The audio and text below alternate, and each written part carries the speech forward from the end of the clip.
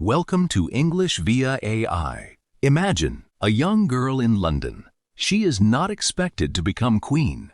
Her life seems quiet. Her future seems private. Then history changes. A king gives up the throne. A world war begins. A young princess learns duty before comfort. Years later, she becomes queen. She will serve for 70 years. She will become a symbol of stability in a changing world. This is the story of Elizabeth II. Elizabeth Alexandra Mary Windsor was born on April 21, 1926, in London, England. Her father was Prince Albert, Duke of York. Her mother was Elizabeth, Duchess of York. At the time of her birth, Elizabeth was not expected to become queen. Her grandfather, King George V, was king. Her uncle, Edward, was expected to become king after him. Elizabeth's early life was private compared with her later life. Her family called her Lilibet. She was close to her parents. She was also close to her younger sister, Princess Margaret.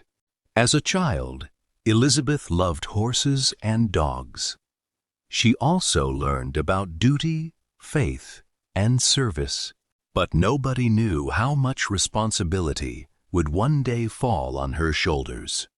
In 1936, King George V died.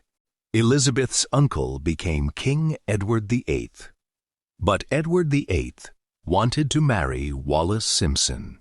Wallis Simpson was an American woman who had been divorced. This created a serious problem for the monarchy at that time. Later, in 1936, Edward VIII gave up the throne.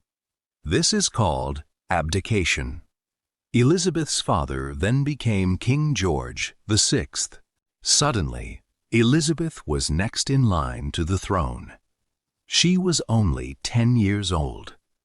Her whole future changed. She was no longer only a young princess. One day, she would likely become queen. This was a heavy thought for a child, but Elizabeth began to prepare. Her quiet childhood became a life of duty. In 1939, the Second World War began. Britain entered a dangerous period. German planes later bombed British cities. London was attacked during the Blitz. Many children were sent away from cities for safety. But Elizabeth and Margaret stayed in Britain. The royal family wanted to share the danger with the people. This mattered deeply. In 1940, Princess Elizabeth gave her first radio broadcast. She spoke to children who had been separated from their families because of the war. She was still young, but her voice gave comfort. The war taught her that leadership was not only about title, it was also about staying with people in difficult times. Elizabeth wanted to help during the war. In 1945, she joined the Auxiliary Territorial Service. This was the women's branch of the British Army at that time. She trained as a driver and mechanic. This was unusual for a princess. She learned how to maintain vehicles. She learned practical wartime skills. The work showed her sense of service. It also connected her to ordinary people. She was still royal, but she was also serving in uniform. This experience became part of her public image. People saw a young princess who did not hide from duty. The war shaped her deeply. It helped form the steady queen she would later become. Elizabeth met Philip Mountbatten when she was young. Philip had royal family connections. He also served in the Royal Navy. Elizabeth admired him. Their relationship grew over time. On November 20, 1947, Elizabeth married Philip at Westminster Abbey. After their marriage, he became the Duke of Edinburgh. Britain was still recovering from the war. Money and supplies were limited.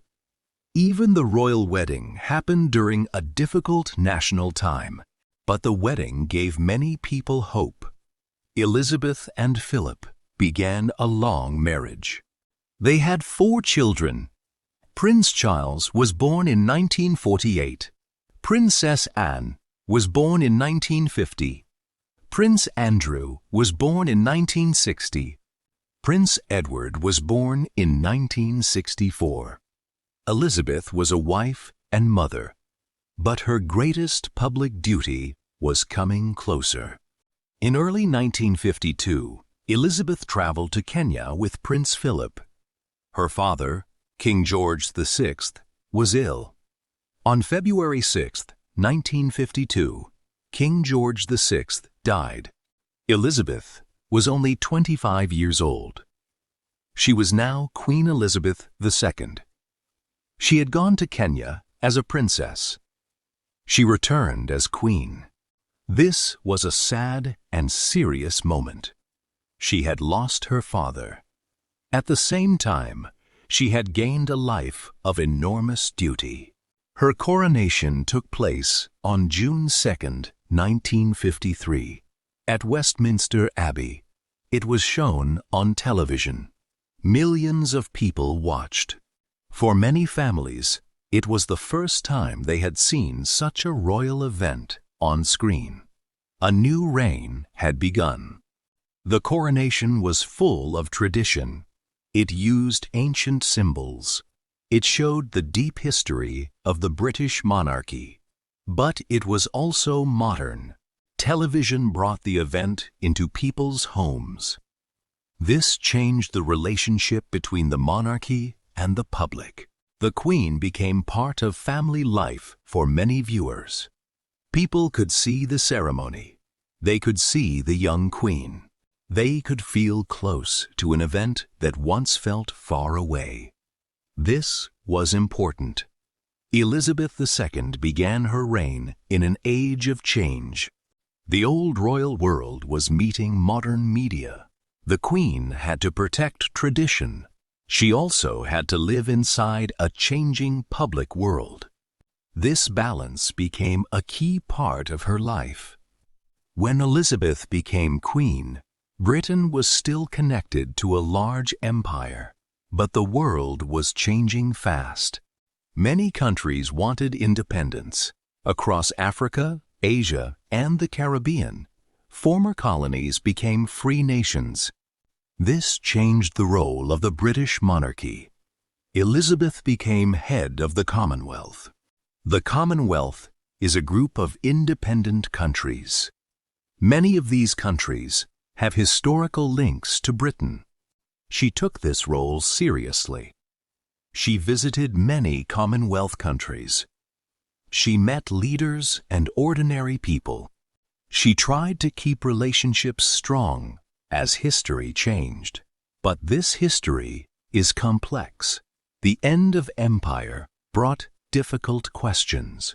It also brought painful memories for many people. Elizabeth's role was to represent continuity during change. She did not govern these countries, but she remained a powerful symbol. Elizabeth II became known for one word: duty. She worked through many decades. She met prime ministers. She opened parliament. She attended ceremonies. She traveled widely. She read official papers. She carried out thousands of public duties. Her work was often quiet. It was not dramatic every day, but it was constant. She believed that service mattered. She rarely shared her private opinions in public. As a constitutional monarch, she had to stay politically neutral. This means she did not openly take sides in party politics. Her role was different from an elected leader. She represented the state. She represented history. She represented stability. Elizabeth II worked with 15 British prime ministers during her reign. Her first prime minister was Winston Churchill. Her final prime minister was Liz Truss. This shows the great length of her reign. She also met many world leaders. She lived through the Cold War. She lived through the rise of television. She lived through the Internet age. She lived through major political and social change. Many governments came and went. Many leaders rose and fell. But the Queen remained. This gave her a special place in public life. She was not a political ruler, but she was a constant figure. For many people, her presence felt steady. In a changing world, she became a familiar face. Elizabeth's life was not only public duty. She was also a mother, grandmother, and great-grandmother. Her family gave her joy, but it also brought pain and public pressure. The royal family lived under constant attention. The press followed marriages, divorces, arguments, and scandals. The 1990s were especially difficult. In 1992, the Queen called the year an annus horribilis. This Latin phrase means a horrible year. That year brought royal family problems. It also brought a fire at Windsor Castle. Then, in 1997, Diana, Princess of Wales, died in a car crash in Paris. The public grief was enormous. The Queen faced criticism during that period. Many people wanted a more emotional public response. It was one of the hardest moments of her reign. As the years passed, Britain changed greatly. Technology changed. Society changed. The media changed. Public expectations changed. Elizabeth II lived through radio, television, the Internet, and social media. The monarchy had to change too. Royal events became global media events. People wanted more openness. At the same time, many still valued tradition. Elizabeth tried to balance both. She kept the dignity of the crown, but she also allowed the monarchy to become more visible. Her Christmas messages became a yearly tradition. She appeared at national events. She met people from many walks of life. Through great change, she remained calm and steady. This was one reason many people respected her. In 2021, Prince Philip died. He was 99 years old. Elizabeth and Philip had been married for more than 70 years. His death was a deep personal loss. He had been beside her through most of her reign. He had supported her in public and private life. His funeral took place during COVID-19 restrictions. The image of the Queen sitting alone at his funeral became widely remembered. It showed both duty and sadness. Many people saw that moment and felt sympathy. She was a queen, but she was also a widow. This moment reminded people that behind the crown was a human being. Her final years carried both public honor and private grief. In 2022, Elizabeth celebrated her Platinum Jubilee. This marked 70 years on the throne. It was a historic milestone. No British monarch before her had reigned for so long. Crowds celebrated across the United Kingdom. Events also took place across the Commonwealth. People gathered for parades, concerts, street parties, and public ceremonies. The Jubilee honored her long service. It also showed how deeply she had become part of national life. By this time, the Queen was older and more fragile. She reduced some public duties. Other members of the royal family helped more. Still, she continued to serve as much as she could. Her long reign was nearing its final chapter. Elizabeth II continued working until very near the end of her life. Her final public duty came just days before her death. On September 6, 2022, she appointed Liz Truss as Prime Minister. The meeting took place at Balmoral Castle in Scotland. 2 days later, on September 8, 2022, Queen Elizabeth II died at Balmoral. She was 96 years old. The news spread around the world. People gathered outside palaces and public places. Many left flowers. Many wrote messages. Her son became King Charles III. The United Kingdom entered a period of mourning. Her funeral took place on September 19, 2022. World leaders attended. Millions watched. Her long reign had ended. Elizabeth II's legacy is large and complex. She was queen for 70 years. She was the longest reigning monarch in British history. She served through war memories, social change, political change, and family crises. Many people admired her duty and discipline. They saw her as steady, calm, and faithful to her promise of service. For them, she represented unity and tradition. But others ask difficult questions. They ask about monarchy. They ask about empire. They ask about wealth. They ask about the history of colonialism. These questions are part of the modern discussion. A real story should include them. Elizabeth II was not a political ruler in the normal sense, but she was a powerful symbol. Her current status is clear. Queen Elizabeth II passed away in 2022, but her long reign remains one of the defining stories of modern Britain. So what can we learn from the life of Elizabeth II? Her story carries powerful lessons. The first lesson is about duty. She accepted a role she did not expect as a child. Then she served for the rest of her life. The second lesson is about patience. She lived through many changes.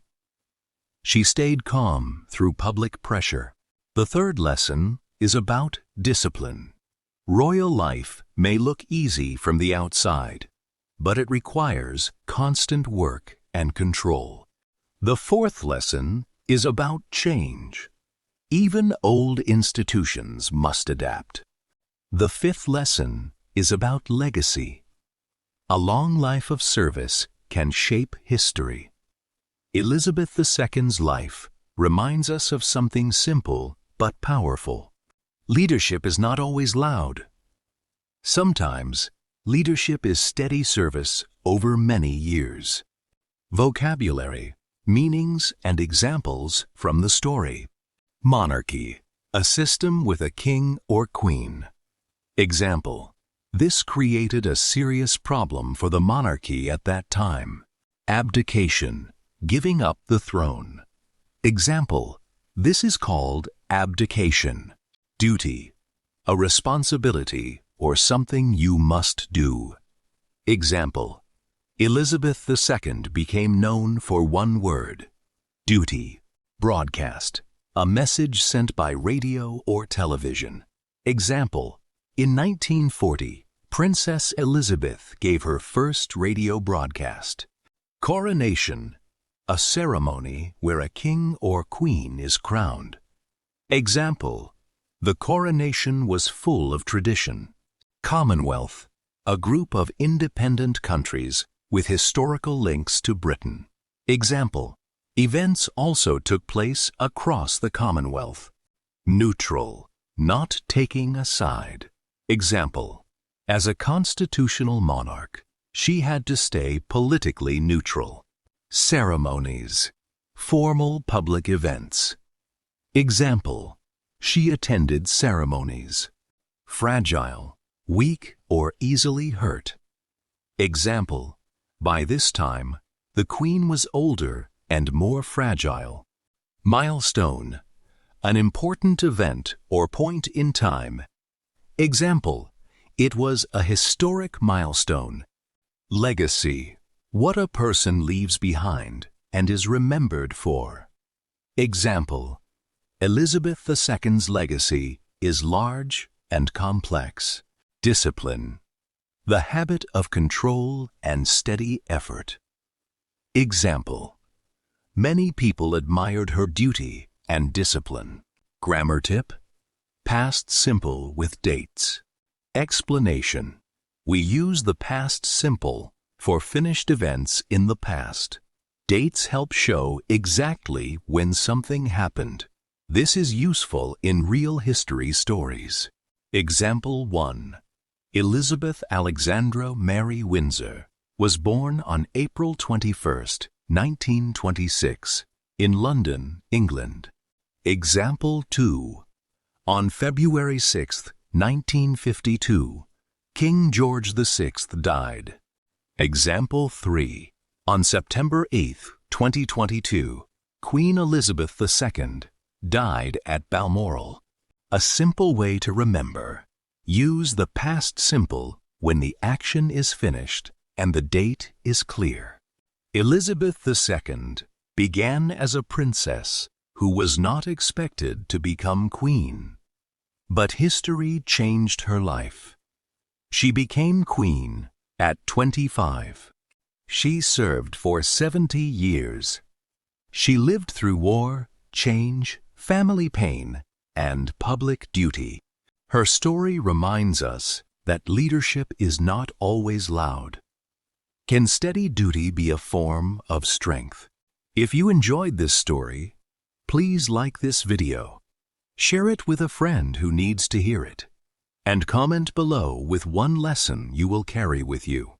Subscribe to English via AI for more real stories that help you learn English, one journey at a time. Keep learning, keep building.